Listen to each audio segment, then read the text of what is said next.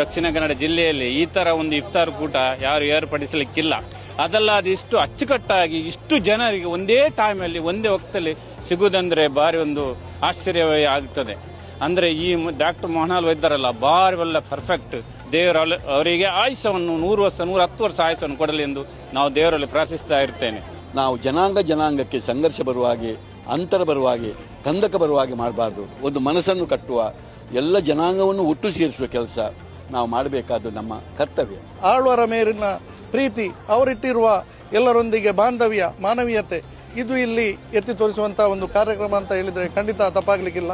ಧೈರ್ಯದಿಂದ ಈ ಕಾರ್ಯಕ್ರಮವನ್ನು ಆಯೋಜಿಸಿ ಈ ದೇಶಕ್ಕೆಲ್ಲ, ಪ್ರಪಂಚಕ್ಕೆ ಒಂದು ದೊಡ್ಡ ಸಂದೇಶವನ್ನ ಸಾರಿದ ಮೋಹನ್ ಅವರಿಗೆ ಮತ್ತೊಮ್ಮೆ ನಾನು ದೊಡ್ಡ ಸೆಲ್ಯೂಟ್ ಅನ್ನು ಕೊಡ್ತಾ ಇದ್ದೇನೆ.